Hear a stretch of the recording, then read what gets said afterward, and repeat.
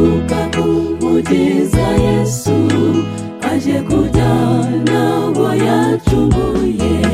Ndumva ikidodo, ndumva imirindi, ndumva amakuru acicikana hose, ndumva amakondera impande nyinshi ahamya ko Yesu ageze ku irembo.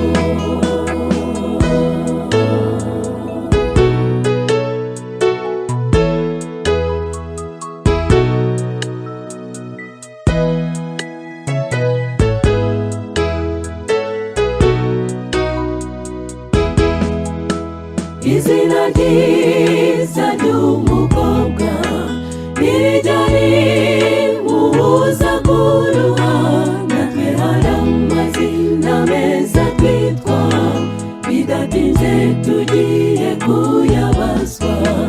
Ubwo bazagusaba gusobanura ibyiringiro byo kwizera kwawe, uzasubiza iki?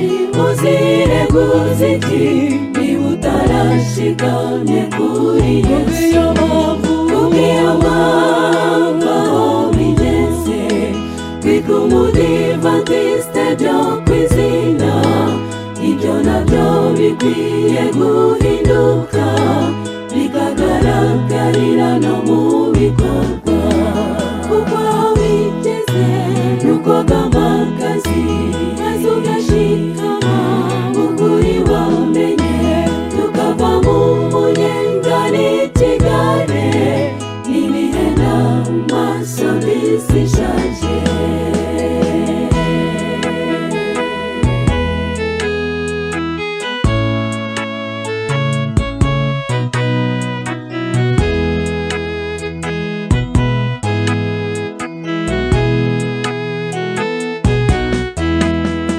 Ubwo wabugira ubwoba, wavuze iby'uwo munsi ukomeye, ariko ntabwo dukwiye gutinya niba twishingikirije kuri Yesu. Nubwo Satani ari umurwanyi, niduhumure Yesu ni umuneshi, kandi yavuze ko azabana natwe nubwo haba mu bihe by'impata. Ariko hari inkuru nziza yuko kuri twe abemeye Yesu, nubwo twateraganwa n'imiraba, niduhumure ntituzarohama. Niba Uwiteka ari mu ruhande rwacu, mbese umubisha wacu yava hehe? Nimuhumure kandi dusenge, nawe ari kumwe natwe nidutinya.